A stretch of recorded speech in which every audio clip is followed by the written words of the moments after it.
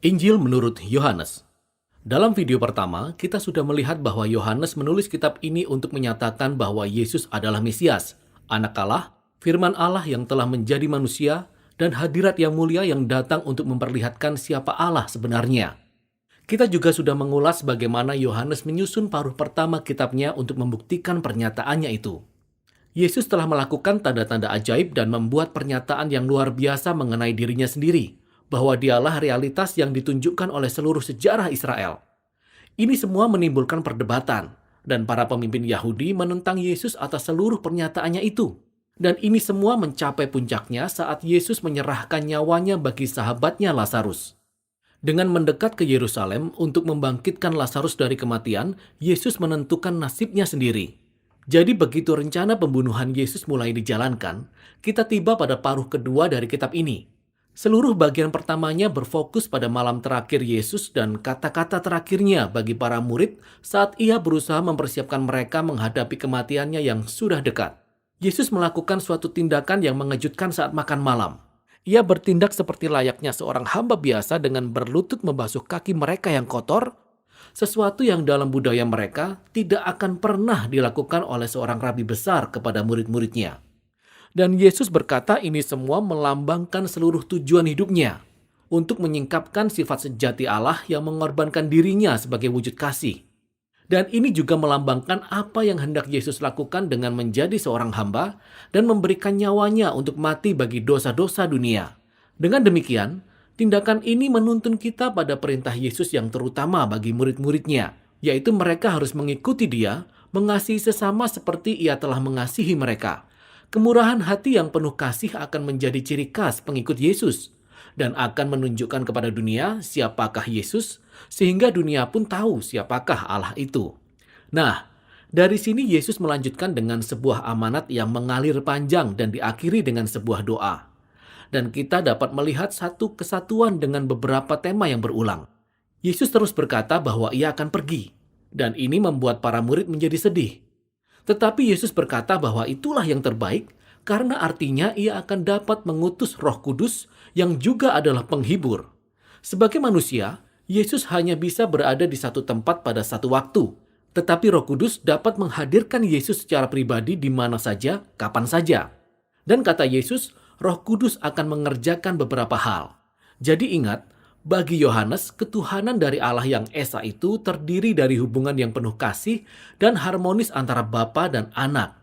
Yesus berkata bahwa Roh Kudus hadir sebagai pribadi yang penuh kasih yang akan datang untuk diam di dalam umatnya dan menarik mereka ke dalam kasih antara Bapa dan Anak itu. Lalu Yesus berkata, murid-muridnya adalah mereka yang tinggal atau tetap di dalam kasih Allah itu, seperti ranting-ranting yang tinggal pada pokok anggur. Di sini Yesus menggambarkan bagaimana kasih mesra Allah dapat merasuk ke dalam hidup seseorang, menyembuhkan, mengubahkan, dan membuatnya menjadi baru. Dan masih ada lagi. Roh Kudus juga akan memberi kuasa kepada para pengikut Yesus untuk melanjutkan misinya di dunia. Pertama-tama, untuk melaksanakan perintahnya yang paling utama, mengasihi sesama manusia dengan cara melayani secara total. Dan kata Yesus, misinya juga untuk memberi kesaksian tentang kebenaran, untuk menyingkapkan dan menyatakan bagaimana kita sebagai manusia memperlakukan satu sama lainnya dengan cara-cara yang egois dan penuh dosa. Dan untuk menyatakan bahwa dalam Yesus, Allah telah menyelamatkan dunia ini melalui Dia karena kasih-Nya akan dunia ini. Ia membuka jalan yang baru agar kita menjadi manusiawi kembali. Dan akhirnya, Yesus memperkirakan akan ada perlawanan, seperti para pemimpin Yahudi menolak Dia, demikian pula para pengikutnya akan mengalami penganiayaan. Namun Yesus berpesan agar mereka menguatkan hati, karena Ia telah mengalahkan atau meraih kemenangan atas dunia. Nah, Yesus tidak menjelaskan apa yang Ia maksud dengan kemenangan di sini. Namun dari sini kita dibawa ke bagian terakhir dari kitab ini, di mana Yohanes menunjukkan seperti apakah kemenangan itu dengan gayanya Yesus. Para pemimpin Yahudi mengirimkan pasukan prajurit kepada Yesus dan murid-muridnya untuk menangkap Dia. Dan ketika para prajurit bertanya yang manakah Yesus, Ia berkata, "Akulah Dia." Dan mereka semua jatuh terlentang. Nah, inilah bagian dari Yohanes yang luar biasa. Perkataan Yesus ini merupakan puncak dari 2 rangkaian 7 kejadian di mana Yesus menggunakan ungkapan yang sama. Dan semuanya mengarah pada satu pernyataan inti Yohanes tentang Yesus.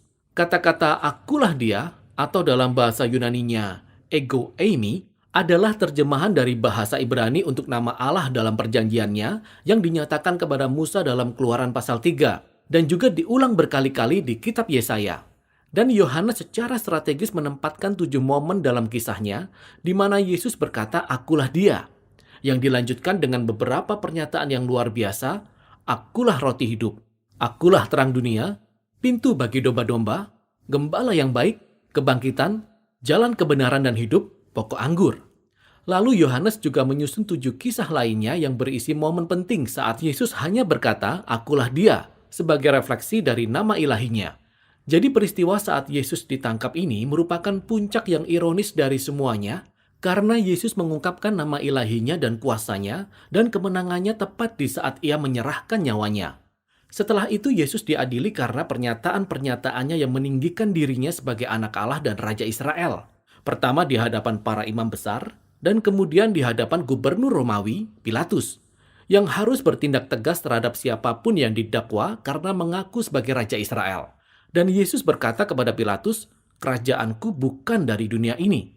Artinya dia memang seorang raja dan kerajaannya ditujukan bagi dunia ini.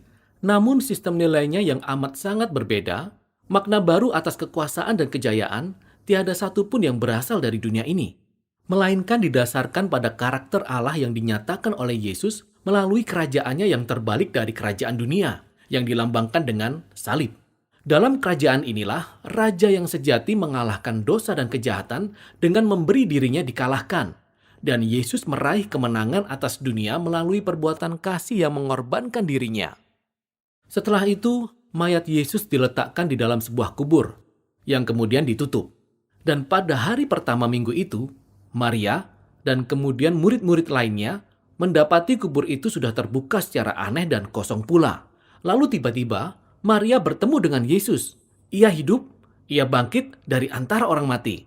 Nah, kebangkitan Yesus terhubung pada rangkaian 7 peristiwa lainnya dalam Injil Yohanes. Kembali ke pesta perkawinan di Kana, saat Yesus mengubah air menjadi anggur.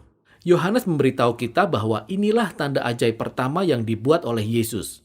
Yohanes juga memberitahu kita tanda yang kedua, yaitu anak laki-laki yang sakit disembuhkan di pasal 4. Namun setelah itu, Yohanes membiarkan kita terus menghitung, sampai kita melihat tanda yang keenam, yaitu kebangkitan Lazarus dari kubur, yang Yesus lakukan dengan mengorbankan nyawanya sendiri. Dan semua tanda-tanda ajaib ini mengarah kepada tanda yang ketujuh dan yang paling hebat sebagai puncaknya, yaitu kebangkitan Yesus dari antara orang mati. Kebangkitannya membuktikan Yesus adalah anak Allah, pencipta seluruh kehidupan yang kasihnya telah mengalahkan maut. Setelah kubur kosong, Yesus kemudian bertemu dengan semua muridnya, dan ia mengutus mereka dengan mengirimkan Roh Kudus seperti yang ia janjikan, supaya misinya dari Allah Bapa dapat terus dilanjutkan melalui mereka. Setelah itu, kitab ini diakhiri dengan sebuah penutup yang mengulas tentang misi yang sedang dijalankan oleh murid-murid Yesus di dunia. Jadi sebagian dari mereka sedang mencari ikan, tetapi mereka tidak menangkap apa-apa. Lalu Yesus menampakkan diri kepada mereka di pantai, tetapi mereka tidak mengenalinya. Lalu Yesus menyuruh mereka untuk menebarkan jala di sebelah kanan perahu. Dan ketika mereka mentaatinya, mereka menangkap ikan dalam jumlah besar. Dan baru saat itulah mereka mengenali dia sebagai Yesus. Nah, di sini Yohanes memberikan sebuah gambaran tentang menjadi murid Yesus. Para pengikutnya bisa menjadi paling efektif dalam dunia ini ketika mereka berfokus bukan pada pekerjaan mereka, tetapi semata-mata pada mendengarkan suara Yesus dan mentaatinya ketika ia berfirman. Itulah saat di mana mereka dapat benar-benar melihat ia berkarya dalam hidup mereka. Sesudah itu, Yesus berbicara kepada Petrus, kemudian mengutusnya menjadi pemimpin yang istimewa dalam gerakan Yesus. Ini menandakan bahwa Petrus pun akan menyerahkan nyawanya suatu hari nanti. Namun saat-saat terakhir dalam kisah ini bukan berfokus pada Petrus, melainkan pada penulis dari Injil ini, yaitu murid yang dikasihi Yesus. Yohanes tidak seperti Petrus.